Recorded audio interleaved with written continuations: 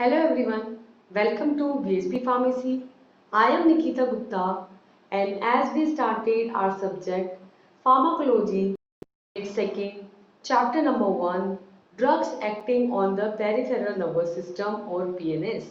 So जैसा कि हमने स्टार्ट किया था हमारा सब्जेक्ट फार्माकोलॉजी, इसकी सेकेंड यूनिट को हम डिस्कस करने जा रहे हैं, जिसके अंदर हम स्टडी करेंगे उन ड्रग्स को जो किस पे काम करती है, पीएनएस पे, यानी कि पेरिफेरल नर्वस सिस्टम पर। ठीक है, तो इसके फर्स्ट चैप्टर को हम डिस्कस करेंगे, यानी कि इसके फर्स्ट पार्ट को हम डिस्कस करेंगे। तो स्टार्ट करते हैं सबसे पहले कि पीएनएस होता क्या है और कौन कौन सी क्लासेस ऑफ ड्रग हैं जो इसके अंदर आती हैं, और उसके अंदर उन क्लासेस में कौन कौन सी ड्रग्स हैं जो यहाँ पर पीएनएस पर काम करती हैं। ठीक है, तो स्टार्ट करते हैं फर्स्ट चैप्टर, जिसके अंदर सबसे पहले हम देखेंगे कि पीएनएस होता क्या है। तो हमारे चैप्टर का नाम है drugs which are acting on the peripheral nervous system. Drugs जो कि किस पर काम करती हैं, आपके पीएनएस पर, यानी कि पेरिफेरल नर्वस सिस्टम पर। ठीक है, इसके अंदर है steps which are involve in the neurohumoral transmission, definition, classification, pharmacological actions, dose, indications and contraindications of cholinergic and anticholinergic drugs। क्या क्या पढ़ना है आपको इसके अंदर? आपको पढ़ना है कि न्यूरोह्यूमरल ट्रांसमिशन के अंदर कौन कौन से स्टेप्स होते हैं, कि किस तरीके से न्यूरॉन्स के थ्रू जो है सिग्नल्स का ट्रांसमिशन होता है, उसके क्या क्या स्टेप्स हैं। उसके बाद हम पढ़ेंगे कॉलिनर्जिक ड्रग क्या होती है, एंटी कॉलिनर्जिक ड्रग क्या होती है।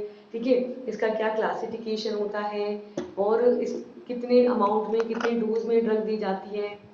ठीक है, और कितना कॉन्ट्राइंडिकेशन कर रही है, क्या क्या यूजेस हैं, सो ऑन इन्फॉर्मेशन यहाँ पर हम पीएनएस की जो ड्रग हैं उनको हम डिटेल में डिस्कस करेंगे। तो स्टार्ट करते हैं हमारे चैप्टर को, जिसके अंदर सबसे पहले हम देखेंगे न्यूरोहिमोरल ट्रांसमिशन।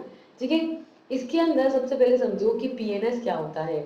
पीएनएस का मतलब है, देखो, the peripheral nervous system consist of the nerves that branch out from the brain and spinal cord.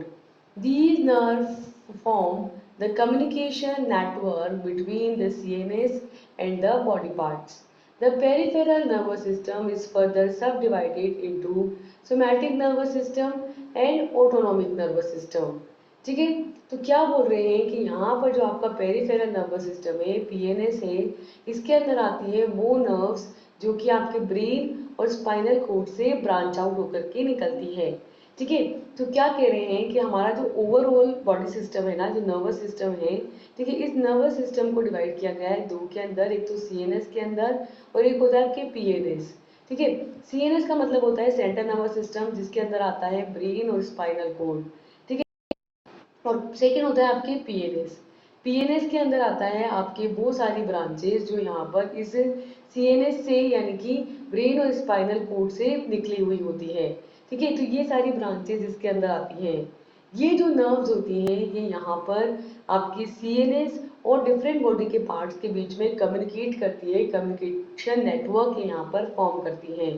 ठीक है, ये जो पेरिफेरल नर्वस सिस्टम होता है इसको फर्दर दो सिस्टम्स के अंदर डिवाइड किया गया है। एक तो है आपका एसएनएस यानी कि सोमेटिक नर्वस सिस्टम, और दूसरा है आपका एएनएस यानी कि ऑटोनॉमिक नर्वस सिस्टम।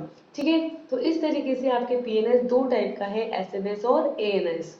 यहाँ पर एसएनएस की अगर हम बात करें तो the SNS that means somatic nervous system consist of nerves that go to the skin and muscles and it is involved in the conscious activities.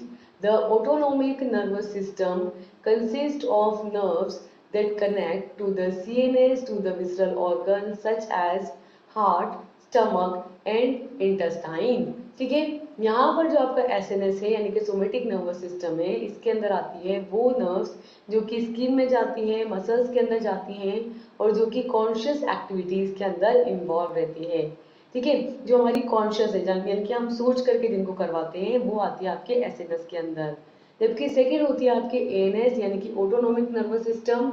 ठीक है, इसके अंदर आती है वो नर्व जो कि आपके सीएनएस को यानी कि सेंट्रल नर्वस सिस्टम को विसरल ऑर्गन जैसे कि हार्ट, स्टमक और इंटेस्टाइन से जोड़ती है, जो कि हमारी कॉन्शियसनेस पे डिपेंड नहीं करते, वो ऑटोनोमस होते हैं और खुद वहां पर काम करते रहते हैं।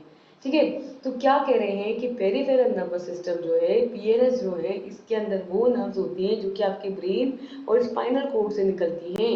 ये नर्व्स जो रहती है यहाँ पर सीएनएस और डिफरेंट बॉडी पार्ट्स के बीच में कम्युनिकेशन करती हैं।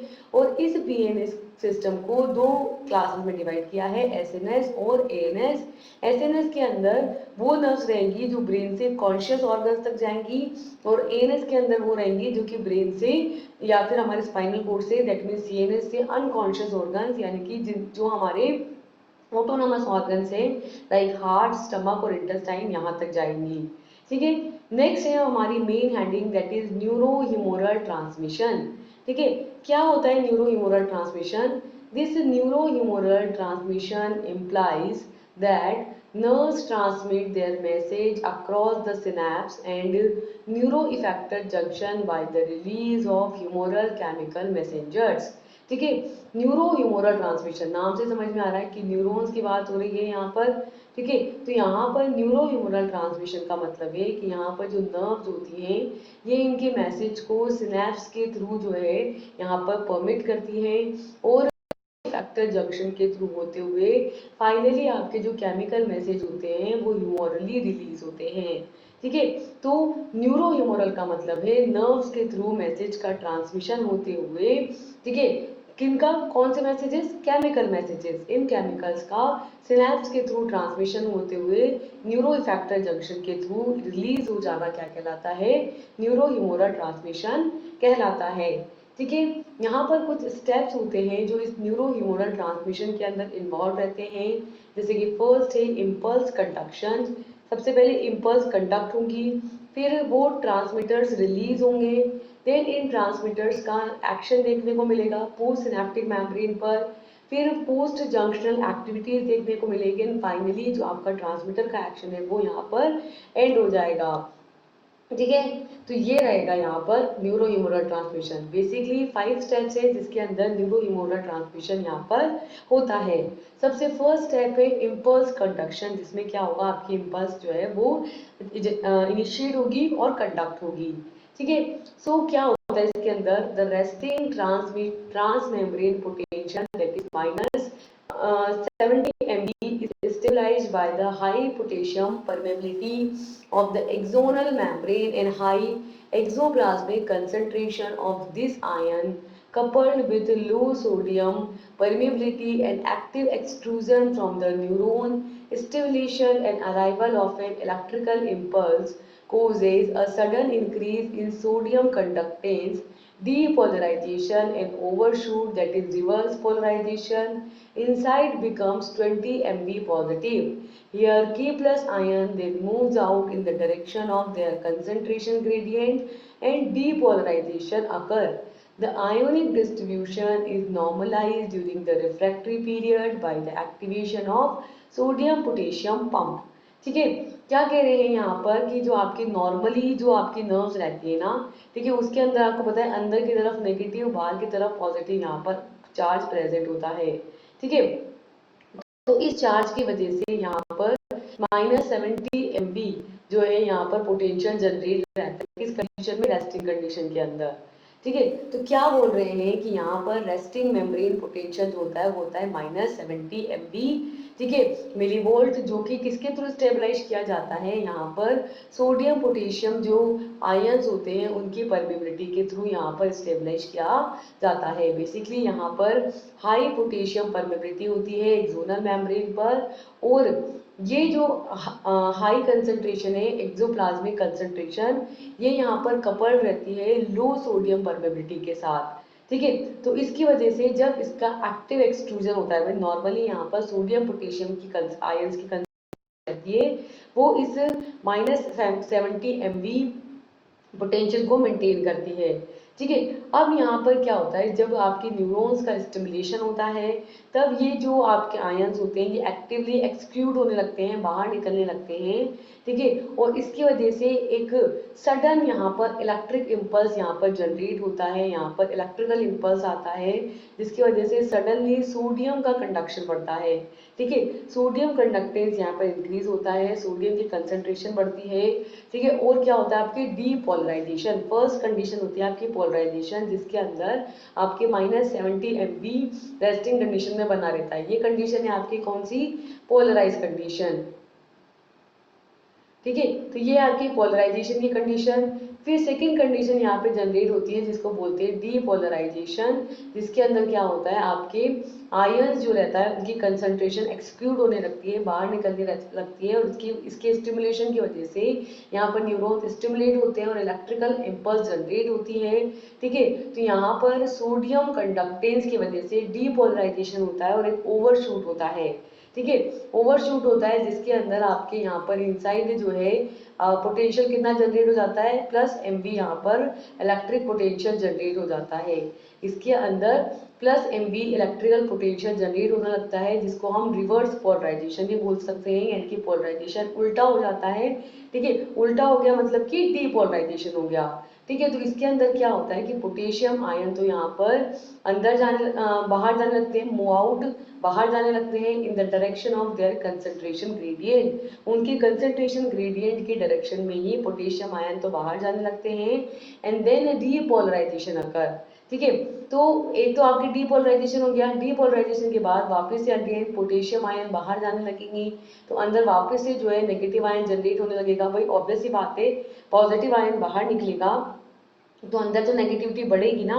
और रेस्टिंग कंडीशन में क्या था, रेस्टिंग कंडीशन में भी अंदर नेगेटिविटी ही थी, ठीक है। तो वापस से अंदर की तरफ नेगेटिविटी जनरेट होगी, दैट मीन्स कि यहाँ पर पोलराइजेशन वापस अचीव हो रहा है।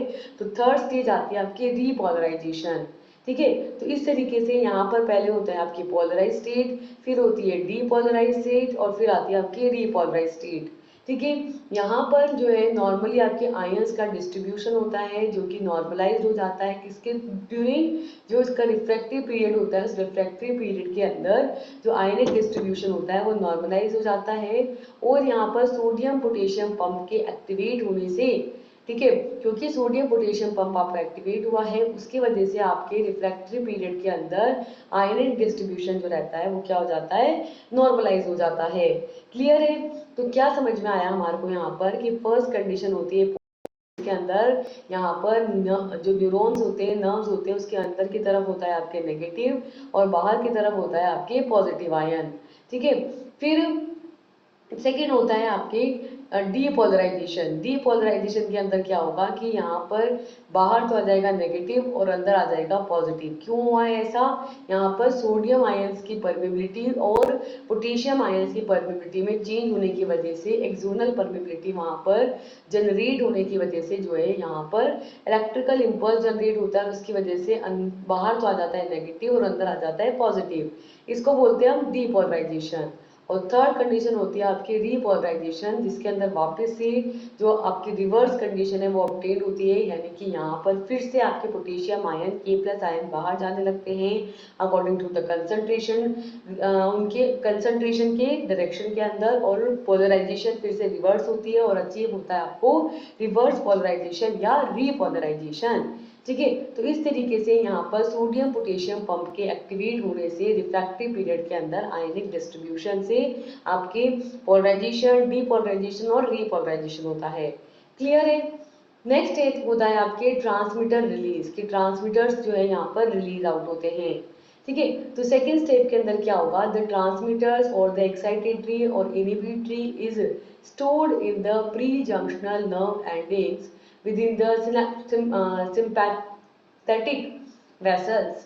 The nerve impulse promotes the fusion of vesicular and neuronal membrane through the calcium entry which fluidizes the membrane. ठीक है। तो यहाँ पर क्या होता है, जो ट्रांसमीटर्स होते हैं जो ट्रांसमिट करते हैं न्यूरॉन्स, ठीक है। तो दो तरीके के ट्रांसमीटर्स होते हैं, एक तो होते हैं आपके एक्साइटेटरी और एक होते हैं आपके इनहिबिटरी। एक्साइटेटरी जो एक्साइटेशन करेंगे और इनहिबिटरी जो कि यहाँ पर इनहिबिट कर देंगे, ठीक है। तो यहाँ पर आपके ट्रांसमीटर्स होते हैं एक्साइटेटरी और इनहिबिटरी जो कि आपके प्री जंक्शनल नर्व एंडिंग से स्टोर कर लिए जाते हैं, ठीक है। देखो जब आपकी नर्व्स होती हैं तो इस तरीके की होती हैं, ये आपका है प्री नर्व, तो ये क्या है आपके प्री जंक्शनल नर्व एंडिंग, ये वाली जो एंडिंग है ये है आपके प्री जंक्शनल नर्व एंडिंग, ठीक है, ये प्री वाली कंडीशन है। ये जो है ये बाद में है जिसके अंदर आपके नर्व आगे ट्रांसमिशन होके जाएगा, तो ये आपके पोस्ट जंक्शनल, ठीक है, और ये इन दोनों के बीच में है आपका सिनेप्स, ठीक है। प्री जंक्शन मतलब पहले, पोस्ट जंक्शन यानी बाद में, उन दोनों के बीच में आपका सिनेप्स, ठीक है। तो सबसे पहले तो क्या हुआ आपके फर्स्ट कंडीशन में इम्पल्स का जनरेशन हुआ, यानी कि ये जो आपके फर्स्ट नर्व थी इसके अंदर आपकी इम्पल्स यहाँ पर जनरेट हुई, इसके अंदर आपकी इम्पल्स जनरेट हुई, जनरेट होकर के ये जो सबसे पहला वाला न्यूरॉन है प्री जंक्शन नर्व एंडिंग वहां तक पहुंचेगी, ठीक है। तो यहाँ पर दो तरीके के ट्रांसमीटर्स स्टोर्ड रहते हैं, एक तो एक्साइटेटरी होते हैं और एक इनिबिटरी होते हैं। एक्साइटेटरी जो एक्साइटेशन कोज करेंगे, इनिबिटरी जो कि इनिबिशन कर देंगे, ठीक है।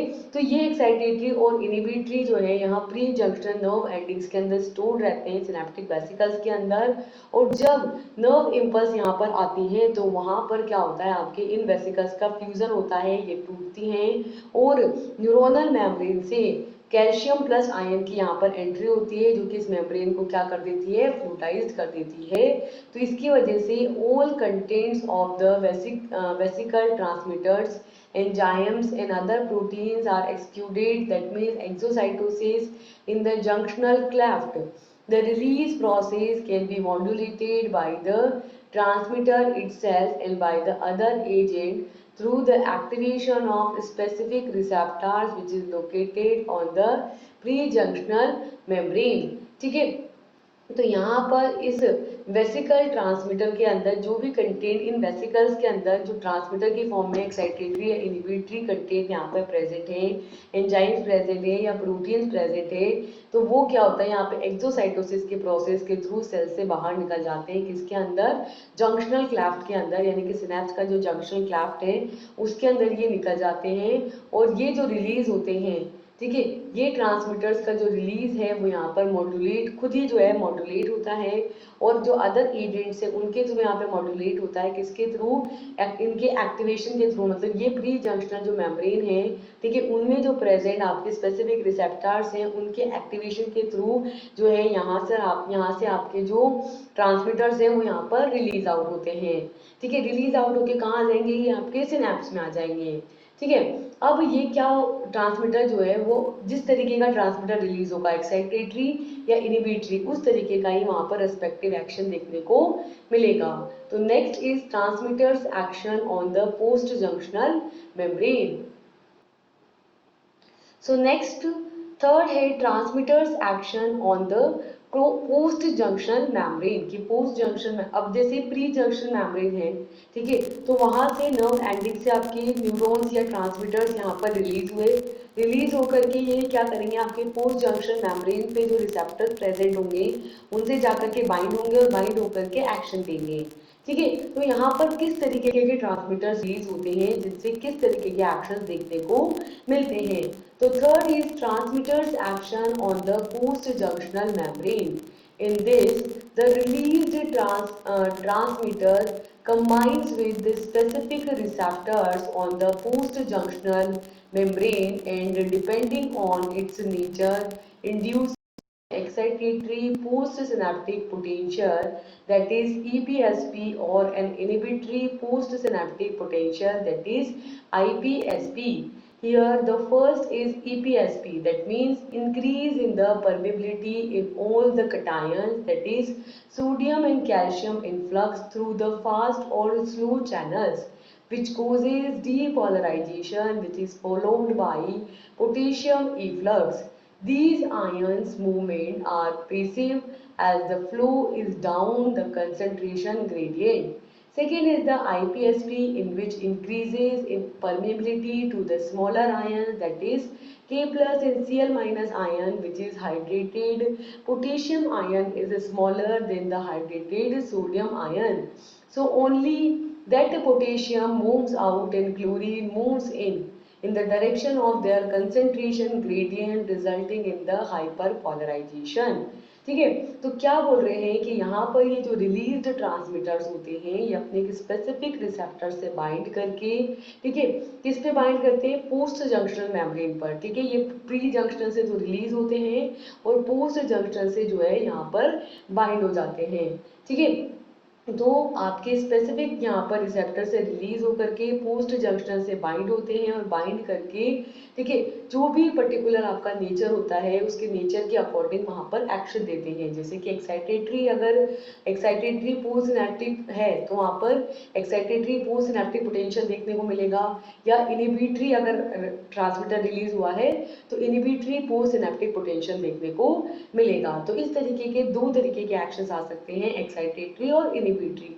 एक्साइटेटरी मतलब EPSP, that means excitatory postsynaptic potential, and IPSP, that means inhibitory postsynaptic potential, ठीक है। EPSP का मतलब ये है कि यहाँ पर जितने भी केटायंस हैं उनकी परमेबिलिटी इंक्रीज हो जाएगी, जिसकी वजह से आपके सोडियम और कैल्शियम का इन्फ्लक्स बढ़ेगा, ठीक है। और ये जो इन्फ्लक्स है वो फास्ट चैनल या स्लो चैनल दोनों के थ्रू हो सकता है, और ये क्या करता है, आपकी डीपोलराइजेशन करता है, ठीक है। यानी कि पोलराइज्ड को क्या करता है, डीपोलराइज्ड में कन्वर्ट करता है, जो कि यहाँ पर पोटेशियम इफ्लक्स के थ्रू होता है। यानी कि सोडियम और कैल्शियम तो आते हैं आपके अंदर और पोटेशियम जाता है बाहर, ठीक है। सोडियम और कैल्शियम का तो होता है इनफ्लक्स और पोटेशियम का होता है इफ्लक्स। ये जो आयनिक मूवमेंट होता है ये कैसा होता है, आपके पेसिव होता है, और जो फ्लो होता है वो यहाँ पर कंसंट्रेशन ग्रेडियंट के अकॉर्डिंग होता है, ठीक है। सेकेंड होता है आपके आईपीएसपी। आईपीएसपी जो है वो आपकी इनिबिटरी होता है।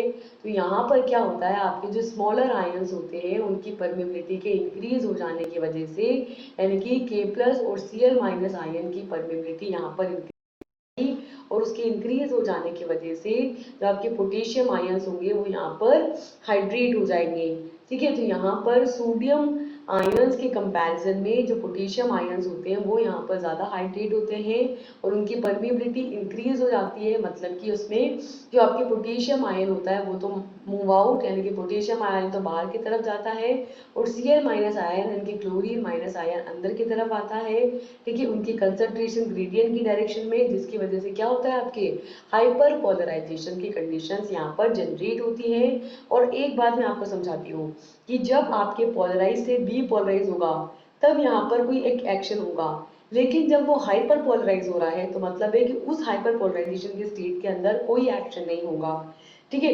एक्शन नहीं होगा दैट मीन्स कि जो एक्शन होना चाहिए था वो नहीं हो रहा है, उसी को हम इनिबिशन बोलते हैं। जब भी अभी हम एंटी कोलिनर्जिक, एंटी एड्रेनर्जिक या एंटी वाले ड्रग्स पढ़ेंगे तो वो क्या करती है, ब्लॉक करती है या इनिबिट करती है। ब्लॉक या इनिबिट करने से हमारा मतलब ये नहीं है कि वो उसके अपोजिट एक्शन देती है, इसका मतलब है कि जो एक्शन आना चाहिए था वो नहीं आएगा। तो बेसिकली ये क्या करते हैं, यहाँ पर हाइपर पोलराइजेशन कर देते हैं, जिसकी वजह से उसका एगोनिस्टिक और एंटागोनिस्टिक दोनों ही तरीके का एक्शन देखने को नहीं मिलता है। इसीलिए ये बोलते हैं कि जो एक्शन जो है वो क्या हो गया, यहाँ पे इनिबिट हो गया है। क्लियर है चीज। नेक्स्ट फोर्थ है आपके post junctional activity. In this suprathreshold, that is EPSP, generates a propagated post-junctional action potential which results in nerve impulse, that is in neurons, in contraction in the muscles and secretions in the gland. And IPSP stabilizes the post-junctional membrane and resists the depolarizing stimuli, ठीक है। तो यहाँ पर आपके post junctional, अब जैसे ही आपके यहाँ पर ट्रांसमीटर रिलीज हो गया तो ऑब्वियस सी बात है कि पोस्ट जंक्शनल मेम्ब्रेन पर एक्टिविटी देखने को मिलेगी। तो क्या एक्टिविटी होगी, देखो कि यहाँ पर जब EPSP यानी कि एक्साइटेटरी वाले न्यूरॉन्स या ट्रांसमीटर्स रिलीज होंगे तो वहाँ पर थ्रू सुप्रा थ्रेशोल्ड में जब होगा, देखो इसकी भी कंडीशन है, एक तो आपके थ्रेशोल्ड, ठीक है, एक है आपके सब थ्रेशोल्ड और एक है आपके सुप्रा थ्रेशोल्ड, ठीक है। थ्रेशोल्ड का मतलब है वो कंसेंट्रेशन न्यूरोट्रांसमीटर की जब कोई एक्शन या जब कोई नर्व इम्पल्स वहां पर जनरेट हो पाएगा, ठीक है। अगर इस अमाउंट से सुप्रा थ्रेशोल्ड की जो कंडीशन है इससे कम ट्रांसमीटर वहां पे प्रेजेंट है तो वहां पर कोई एक्शन देखने को मिलेगा नहीं मिलेगा, यानी कि यहाँ पर ऑल एंड नन की थ्योरी पर बेस्ड होता है एक्शन। दैट मीन्स या तो एक्शन आएगा या एक्शन नहीं आएगा। ऐसा नहीं होगा कि कम न्यूरोट्रांसमीटर रिलीज हुए तो कम एक्शन आएगा, नहीं, जब तक उसकी थ्रेशोल्ड वैल्यू तक न्यूरोट्रांसमीटर नहीं आएंगे तब तक एक्शन नहीं आएगा, और जैसे ही उससे ज्यादा चले जाएंगे वैसे ही सुप्रा थ्रेशोल्ड कंडीशन आ जाएगी और उसके अंदर आपके वहां पर ट्रांसमिशन होगा। तो जब यहाँ पर सुप्रा थ्रेशोल्ड ईपीएसपी पोटेंशियल जनरेट होगा तो वहां पर आपकी पोस्ट जंक्शन यानी कि जंक्शन के बाद में एक्शन पोटेंशियल यहाँ पे जनरेट होगा, प्रोपगेट होगा, जिसकी वजह से न्यूरॉन्स के अंदर जो नर्व्स है, इम्पल्स है, वो यहाँ पर जनरेट होगी, मसल्स जो है वो आपके कॉन्ट्रैक्ट होंगी और ग्लैंड्स जो रहेंगी उसके अंदर सिक्रीशंस होंगे। ठीक है, तो उसकी वजह से बेसिकली एक्शन देखने को मिलेगा। एक्शन क्या क्या हो सकता है कि न्यूरॉन्स में नर्व इम्पल्स जनरेट हो जाए, मसल्स में कॉन्ट्रैक्शंस होने लगे और ग्लैंड्स का सिक्रीशन होने लगे। इसके अपोजिट जब आईपीएसपी यहाँ पर स्टेबलाइज होगा यानी कि जब इनिबिटरी ट्रांसमीटर जनरेट होंगे तब पोस्ट जंक्शनल मेम्ब्रेन के अंदर, तो वहां पर जो डीपोलराइजिंग कंडीशन थी, पोलराइजेशन था फिर डीपोलराइजेशन था, तो वो वहां पर रजिस्ट कर जाएगी, जिसको हमने लास्ट में बोला कि हाइपर पोलराइजेशन हो जाएगा, यानी कि जो आपकी कंडीशन है वो सीज हो जाएगी। उस टाइम पे किसी भी तरीके का कोई एक्शन नहीं होगा, इनिबिटरी एक्शन होगा। ठीक है, और लास्ट फिफ्थ है आपके termination of the transmitter action, जिसके अंदर ये सारा जो एक्शन यहाँ पर जनरेट हुआ था वो टर्मिनेट हो जाएगा, खत्म हो जाएगा। So this is following is the combination with the receptor and the transmitter is either locally degrade, that is acetylcholine, and it is taken back into the pre-junctional neuron by the active uptake or diffuse away, that is noradrenaline and GABA। ठीक है, तो क्या बोल रहे हैं यहाँ पर कि यहाँ पर जो ट्रांसमीटर का एक्शन है वो फाइनली क्या हो जाएगा, आपके टर्मिनेट आउट हो जाएगा। ठीक है, तो इसमें क्या होगा, जो आपका न्यूरो ट्रांसमीटर है, ठीक है, तो वो जो है या तो वो लोकली डिग्रेड हो जाएगा या वापस से प्री जंक्शन न्यूरॉन के थ्रू ले लिया जाएगा, जिसकी वजह से जो रिसेप्टर के साथ उसका कॉम्बिनेशन है वो वहां पे खत्म हो जाएगा। ठीक है, या फिर वो हो सकता है कि वो डिफ्यूज आउट हो जाए, जिसकी वजह से वो खत्म हो जाएगा। ठीक है, या तो डिग्रेड हो जाए, डिफ्यूज आउट हो जाए, या वापस टेकन बैक कर लिया जाए, जिसकी वजह से वहां ट्रांसमीटर रहेगा ही नहीं, तो फिर एक्शन रहेगा ही नहीं, यानी कि एक्शन टर्मिनेट हो जाएगा। ठीक है, तो ये 5 स्टेप्स है जिसके थ्रू न्यूरो ह्यूमरल ट्रांसमिशन यहाँ पर होता है। क्लियर हो गई बात। नेक्स्ट है सेकेंड पार्ट, इस सेकेंड यूनिट का सेकेंड पार्ट, पार्ट 2, जिसके अंदर हम डिस्कस करेंगे कोलिनर्जिक ड्रग्स को। कोलिनर्जिक ड्रग्स से हम क्या समझते हैं कि वो ड्रग्स जो कि कोलिनर्जिक रिसेप्टर्स पर जाकर बाइंड होकर के अपना एक्शन प्रोड्यूस करता है, उसको बोलते हैं हम कोलिनर्जिक ड्रग्स। ठीक है, तो क्या होती है आपके cholinergic drugs? These are the drugs which produces action similar to that of acetylcholine, either by directly or indirectly interacting with the cholinergic receptors or by availability of acetylcholine at these sites, such as anticholinesterase. The classification of anticholinergic drugs are, these are divided into two classes. First is the direct acting और second is the indirect acting. Direct acting के अंदर drugs आएंगे आपके acetylcholine, pilocarpine, बेथेनकोल, methacholine और carbachol. Second होती है आपकी indirect acting, जिसमें आती है आपकी एसिटाइलकोलिन एस्ट्रेस इनहिबिटर्स। इसको अगेन दो क्लासेस में डिवाइड किया है, रिवर्सिबल और irreversible. Reversible is classified into two. First है कार्बामेट, जिसमें आता है आपका फाइसोस्टिग्मीन, नियोस्टिग्मीन, पायरिडोस्टिग्मीन, इड्रोफोनियम, रिवास्टिग्मीन, डोनेजिपिल और ग्लेंटामीन। एक्रीडीन के अंदर आता है आपके ट्रेकीन। और इरिवर्सिबल को अगेन दो में डिवाइड किया है, ऑर्गेनोफॉस्फेट्स और कार्बामेट। ऑर्गेनोफॉस्फेट्स के अंदर आते हैं आपके डाइफ्लोस, इकोथायोफेट, मेलाथायोन, डायाजायोन, टेबून, सेरीन एंड सोमन। और सेकेंड होता है आपके कार्बामेट, जिसमें आता है कार्बाराइल और प्रोपोक्सोर। क्लियर? क्या बोल रहे हैं कि कोलिनर्जिक ड्रग्स क्या होंगी, जो कोलिनर्जिक रिसेप्टर्स पे बाइंड होकर के कोलिनर्जिक एक्शन देंगी, उनको क्या बोलेंगे, कोलिनर्जिक ड्रग्स। तो ये वो ड्रग्स होती हैं जो कि किसकी तरह एक्शन देती हैं, एसिटाइलकोलिन की तरह एक्शन देती हैं। ठीक है, तो ये वो ड्रग्स हैं जो कि एसिटाइलकोलिन के सिमिलर एक्शन देती है, उसके जैसा एक्शन देती है, दोनों तरीके से दे सकती है। तो डायरेक्टली कोलिनर्जिक रिसेप्टर्स पे बाइंड होकर के एसिटाइलकोलिन का एक्शन दे, या फिर इनडायरेक्टली क्या करेंगी, एसिटाइलकोलिन की कंसंट्रेशन को इंक्रीज करके एसिटाइलकोलिन के बाइंडिंग को बढ़ाएगी, जिसकी वजह से जो आपकी जब वो रिसेप्टर पे बाइंड होगा तो उसके अकॉर्डिंग एक्शन यहाँ पर देखने को मिलेगा। बेसिकली एसिटाइलकोलिन की इन साइट्स पर अवेलेबिलिटी को बढ़ा करके यहाँ पर कोलिनर्जिक एक्शन देखने को मिलेगा। ठीक है, तो यहाँ पर एंटीकोलिनेस्ट्रेज एंजाइम है, जो क्या करता है, इस एसिटाइल कोलिन को डिग्रेड कर देता है, एसिटाइल कोलिन में डिवाइड कर देता है। तो इस एंजाइम को इनहिबिट करके भी क्या किया जाता है, एसिटाइलकोलिन की कंसंट्रेशन बढ़ाया जा सकता है, या डायरेक्टली रिसेप्टर पर बाइंड होकर के कोलिनर्जिक एक्शन यहाँ पर दिया जाता है। ठीक है, इन कोलिनर्जिक ड्रग्स को मेजरली दो क्लासेस में डिवाइड किया गया है, डायरेक्ट एक्टिंग और इनडायरेक्ट एक्टिंग। डायरेक्ट एक्टिंग मतलब वो ड्रग जो डायरेक्टली रिसेप्टर पर बाइंड होकर के एक्शन देंगी, और सेकेंड इज इनडायरेक्ट एक्टिंग, जो कि किसी अनदर वे के थ्रू इनडायरेक्टली जो है एसिटाइलकोलिन की कंसंट्रेशन को बढ़ा देगी।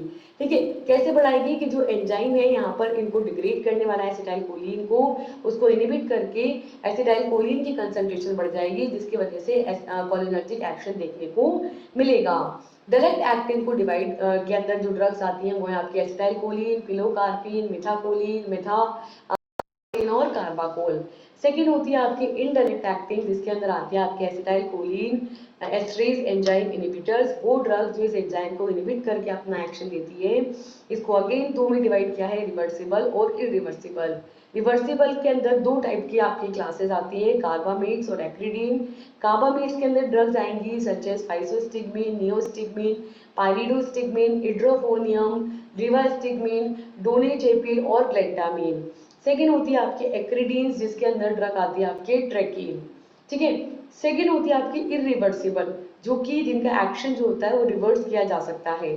ठीक है, रिवर्सिबल का तो रिवर्स किया जा सकता है, और इरिवर्सिबल जिनके एक्शन को रिवर्स नहीं किया जा सकता। इसके अंदर अगेन दो क्लासेस में डिवाइड किया है, ऑर्गेनोफॉस्फेट्स और कार्बामेट्स।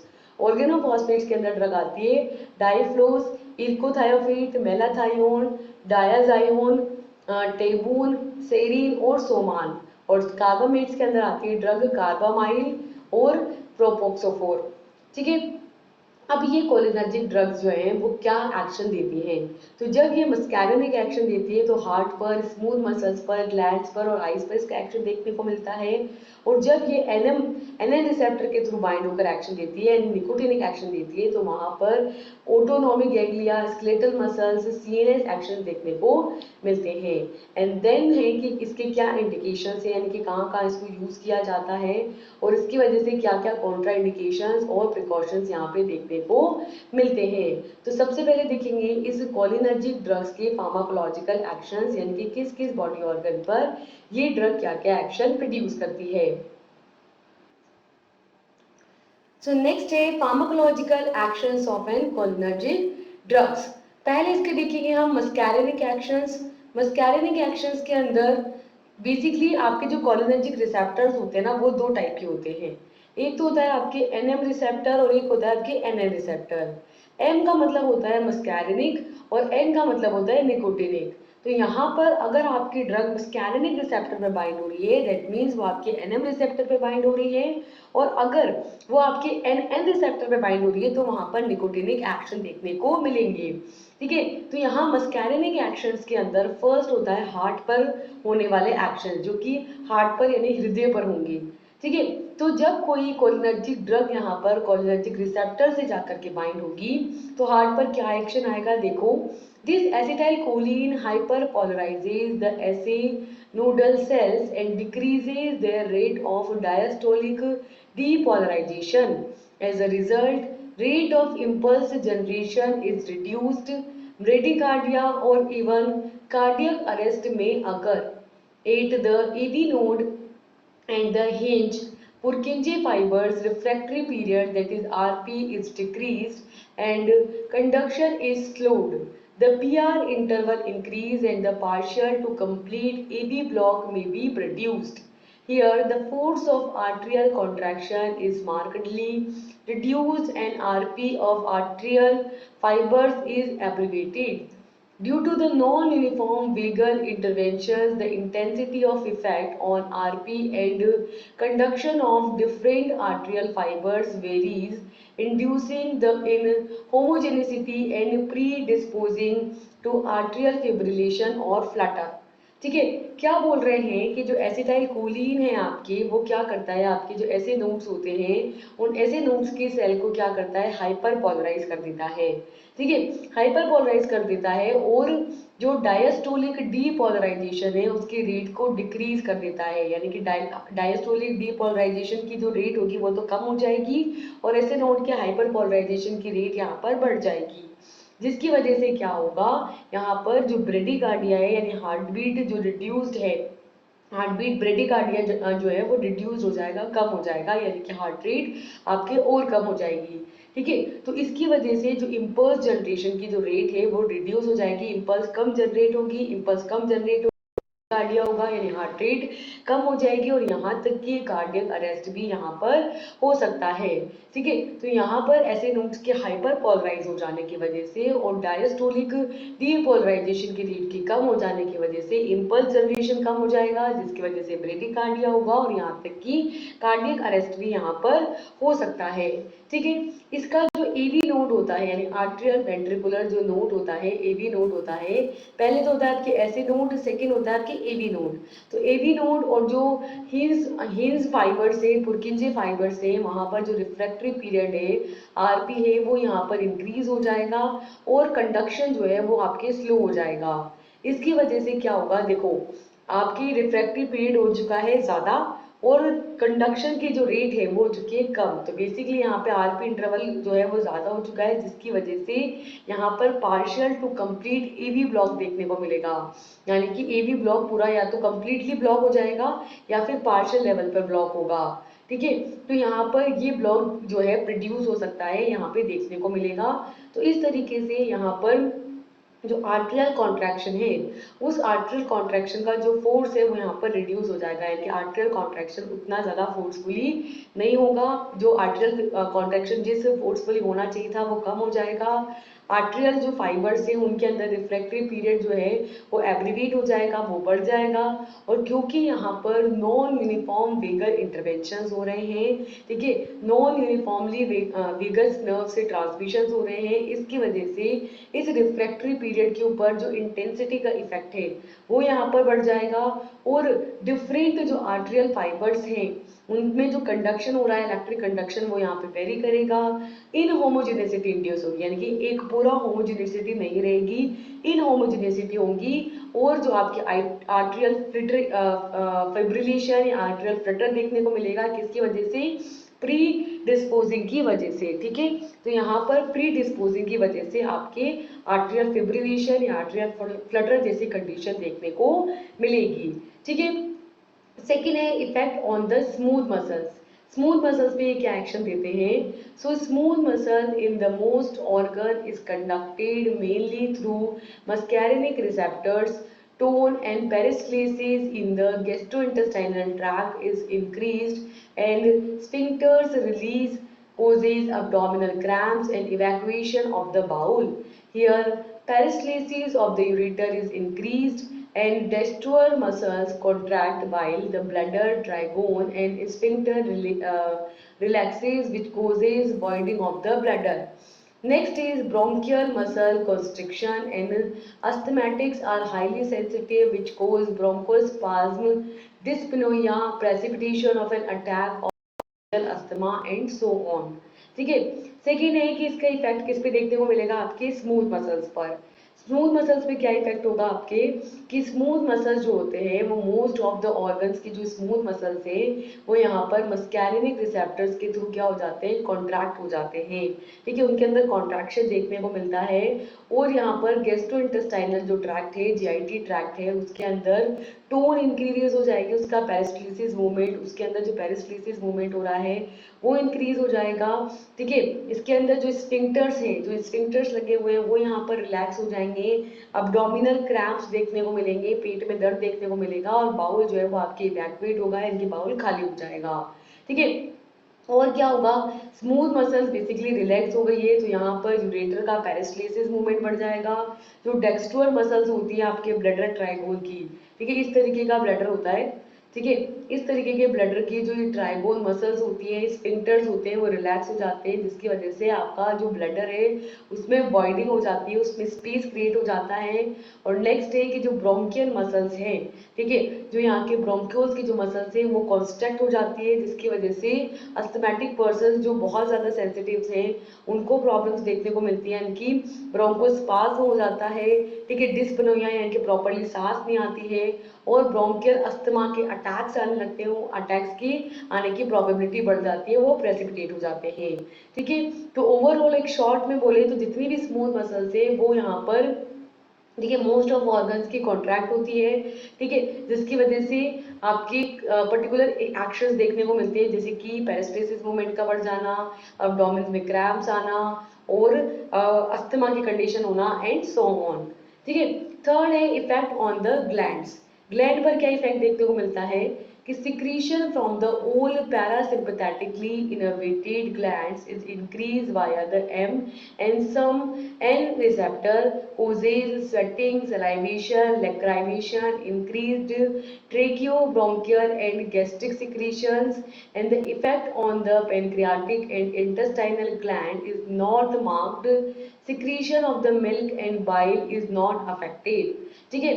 तो नेक्स्ट है ग्लैंड्स पर क्या इफेक्ट होगा। तो जितने भी आपके पैरासिम्पथेटिकली इनोवेटेड ग्लैंड्स होती है, जो पैरासिम्पथेटिक नर्वस सिस्टम से जुड़ी हुई रहती हैं, ठीक है, जो कि एम रिसेप्टर के थ्रू और एनएम रिसेप्टर के थ्रू यहाँ पर उनका जो सिक्रीशन होता है वो बढ़ जाता है, ठीक है। यानी कि जैसे कि सलाइवा है तो सलाइवरी ग्लैंड के थ्रू सलाइवा का सिक्रीशन बढ़ जाएगा, स्वेटिंग ग्लैंड के थ्रू स्वेट का, पसीने का सिक्रीशन बढ़ जाएगा। जो आईज के अंदर जो ग्लैंड है जो आपके जो आपकी लेक्राइमल ग्लैंड होती है उनके थ्रू लेक्राइमेशन बढ़ जाएगा, यानी ज्यादा आंसू आएंगे। और ट्रेकियो ब्रोंकाइल, जो आपकी ट्रेकिया है, ब्रोंकाई है, उसके थ्रू सिक्रेशन बढ़ जाएगा।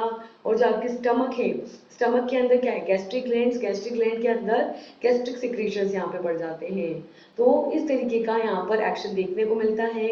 और यहाँ पर पेनक्रियाटिक, ध्यान रखो सिर्फ इन्हीं ग्लैंड्स का एक्शन यहाँ पर जो है वो इंक्रीज होता है, लेकिन पेनक्रियाटिक और इंटेस्टाइनल ग्लैंड का इफेक्ट यहाँ पर नहीं बढ़ता है, ना ही मिल्क का सिक्रेशन बढ़ता है और बाइल का सिक्रेशन बढ़ता है। तो सारी ग्लैंड्स का नहीं, लेकिन मोस्ट ऑफ द जो ग्लैंड्स होती है जो पैरासिम्पथेटिकली इनर्वेट होती है उनका सिक्रेशन यहाँ पर बढ़ जाता है, ठीक है। नेक्स्ट है आपके fourth D, that means I, ठीक है। आईज की बात करें तो contraction of the circular muscles of iris resulting in the meiosis, the contraction of ciliary muscles causing spasm of accommodation, increased aqueous outflow facility, reduction in the intraocular tension especially in the glucomatous patients, ठीक है। तो second है आपके eyes पर effect. Eyes के ऊपर बात करें तो जो आपकी सर्कुलर मसल्स होती हैं, आईज की जो सर्कुलर मसल्स होती हैं उनके कॉन्ट्रैक्ट हो जाने की वजह से यहाँ पर क्या होता है, मियोसिस होता है, ठीक है। तो आईज के जो सर्कुलर मसल्स है उनमें होगा कॉन्ट्रैक्शन, कॉन्ट्रैक्शन की वजह से होगा मियोसिस, ठीक है। और इन यहाँ पर जो सीलियरी मसल्स है, दो तरीके के मसल्स है, सर्कुलर मसल्स और सीलियरी मसल्स। तो सीलियरी मसल्स का जब यहाँ पर कॉन्ट्रैक्शन होगा तो उसकी वजह से स्पाज्म होगा और आपके एक्वस आउटफ्लो जो है वो बढ़ जाएगा। इसमें जो इंट्राओक्यूलर टेंशन है वो यहाँ पर कम हो जाएगा, स्पेशली जो आपके ग्लूकोमेटस पेशेंट्स होते हैं उनके अंदर इंट्राओक्यूलर टेंशन के कम हो जाने की वजह से ग्लाइकोमा की कंडीशन में काफी यहाँ पर राहत देखने को मिलती है, ठीक है। सेकेंड है निकोटिनिक एक्शन, यानी कि जब आपके जो कोलिनर्जिक ड्रग्स है वो एनएम रिसेप्टर पर बाइंड होती है तो एनएम रिसेप्टर पर बाइंड होकर के क्या क्या एक्शन प्रोड्यूस करती है। तो फर्स्ट है कि ऑटोनोमिक गैंग्लिया पे जब वो बाइंड होगी तो क्या करेगी, तो देखो कि both the sympathetic and parasympathetic ganglia are stimulated and this effect is manifested at a higher dose. High dose of acetylcholine given after the atropine causes tachycardia and rise in BP due to the stimulation of sympathetic ganglia and releases of the catecholamines, ठीक है। तो firstly क्या होता है, यहाँ पर nicotinic action के अंदर ऑटोनोमिक गैंग्लिया पर इफेक्ट देखने को मिलता है। तो यहाँ पर सिंपैथेटिक और पैरासिम्पैथेटिक दोनों ही गैंग्लियाज यहाँ पर स्टिमुलेट हो जाते हैं और हायर डोज पर इसका इफेक्ट देखने को मिलता है। तो जब यहाँ पर एसिटाइल कोलिन जो रहता है वो आपके हायर डोज में दिया जाता है, ठीक है, एट्रोपिन के बाद में, तो वो क्या करता है, ट्रैकीकार्डिया करता है। ध्यान रखो, अगर एट्रोपिन लिया है और एट्रोपिन के बाद में आपने यहाँ पर एसिटाइल कोलिन दिया तो ट्रैकीकार्डिया होगा, यानी कि हार्ट रेट बढ़ जाएगी। जबकि अभी अपन ने इसके एनएम रिसेप्टर में कि ये जो कोलिनर्जिक्स होते हैं ये ब्रेडिकार्डिया कोज करते हैं, यानी हार्ट रेट को कम करते हैं। लेकिन अगर आप एट्रोपिन के बाद देते हो, हायर डोज में देते हो, तो वहां पर ट्रैकीकार्डिया देखने को मिलता है और बीपी बढ़ जाता है। क्यों? क्योंकि यहाँ पे सिंपैथेटिक गैंग्लियन स्टिमुलेट हो जाते हैं और कैटेकोलामीन्स के रिलीज होने की वजह से आपके ब्लड प्रेशर जो है वो इंक्रीज हो जाता है, ठीक है। सेकेंड होता है आपके स्केलेटल मसल्स। स्केलेटल मसल्स में क्या होता है, iontophoretic application of acetylcholine to the muscle end plate causes contraction of the fiber. Here, intra-arterial injection of higher dose can cause twitching and fasciculations, but IV injections is generally without any effect due to the rapid hydrolysis of acetylcholine. ठीक है, क्या बोलते हैं यहाँ पे कि ये जो एसिटाइलकोलिन है इसका जब आयोनोफोरिक एप्लीकेशन होगा, यानी आयंस की फॉर्म में इसको अप्लाई किया जाएगा, तो ये जो आपकी मसल एंड प्लेट्स होती हैं वहां पर जो फाइबर्स प्रेजेंट होते हैं उनका कॉन्ट्रैक्शन कर देता है, ठीक है। और जब इसको हायर डोज के अंदर आर्टरीज में इंजेक्शन के फॉर्म में दिया जाता है तो ये यहाँ पर ट्विचिंग करता है, फेसिकुलेशंस करता है, लेकिन इसका जो आईवी इंजेक्शन रहता है, इंट्रावीनस इंजेक्शन रहता है, वो यहाँ पर कोई और इफेक्ट नहीं देता। मतलब इजीली जो है जल्दी से ये एसिटाइलकोलिन यहाँ पर हाइड्रोलाइसिस हो जाता है, इस वजह से इसका कोई ज्यादा इफेक्ट देखने को नहीं मिलता। लेकिन फिर भी इतना सा करता है कि मसल एंड प्लेट पर जब ये अप्लाई किया जाता है तो फाइबर्स को कॉन्ट्रैक्ट कर देता है। क्लियर है, हायर डोज में ट्विचिंग और फैसिकुलेशन कर देता है। और लास्ट थर्ड आता है इसका इफेक्ट ऑन द सीएनएस यानी सेंट्रल नर्वस सिस्टम पर एक्शन, ठीक है। Here acetylcholine injected IV dose does not penetrate the blood brain barrier and no central effect are seen. However, the direct injection into the brain produces aerosolic response which is followed by the depression. These cholinergic drugs which enter the brain produces a complex behavioral and neurological effect. ठीक है, तो यहाँ पे जो acetylcholine है जब इसको IV route के थ्रू, इंट्रावीनस रूट के थ्रू इंजेक्ट किया जाता है, इसको दिया जाता है, तो ये आपकी ब्लड ब्रेन बैरियर को जो है पेनिट्रेट नहीं कर पाता है और इसका कोई भी सेंट्रल इफेक्ट देखने को नहीं मिलता है, ठीक है। फिर भी अगर देखो, अगर आप डोज ड्रग जैसे टैबलेट कैप्सूल के फॉर्म में दोगे तो ब्लड ब्रेन बैरियर को क्रॉस ही नहीं कर पाएगा, तो कोई इफेक्ट आएगा ही नहीं। लेकिन जब आप डायरेक्टली ब्रेन में ही इंजेक्शन लगा दोगे तब यहाँ पर कुछ एरोसोलिक रिस्पॉन्स देखने को मिलते हैं, जिसके अंदर क्या हो सकता है, डिप्रेशन हो सकता है। तो यहाँ पर ये जो कोलिनर्जिक ड्रग्स होती है ये जब ब्रेन के अंदर एंटर करती है तो यहाँ पर कॉम्प्लेक्स बिहेवियर शो करती है, न्यूरोलॉजिकल इफेक्ट यहाँ पर प्रोड्यूस करती है। क्लियर है। नेक्स्ट आते हैं इसके इंडिकेशंस, या हम कह सकते हैं इसके यूजेस कि कहाँ कहाँ इसको यूज किया जाता है, क्या एक्शन से यहाँ पर प्रोड्यूस करती है, क्या मेजर इसके एप्लीकेशंस होते हैं, ठीक है। एप्लीकेशंस के अंदर फर्स्ट है कि indirect acting cholinergic agonist are indicated for the following medical conditions such as treatment of myasthenia gravis, antidote for non-depolarizing neuromuscular junction blockers, increased survival after exposure to the nerve gas, treatment of mild to moderate Alzheimer's disease and contraindications and causes, ठीक है। तो यहाँ पर जब आप यहाँ पर indirect acting cholinergic agonist drug दोगे तो यहाँ पर कुछ पर्टिकुलर मेडिकल कंडीशंस देखने को मिलेगी। क्या क्या कंडीशंस देखने को मिल सकती है, जैसे कि आपके माइस्थेनिया ग्रेविस जो रहेगी,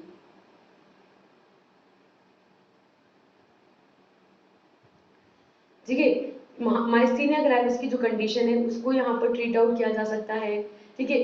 नॉन डीपोलराइजिंग न्यूरोमस्कुलर जो जंक्शंस हैं उनकी उनको उन पर उनको ये ब्लॉक कर देता है, ब्लॉक करके एंटीडोट का काम करता है।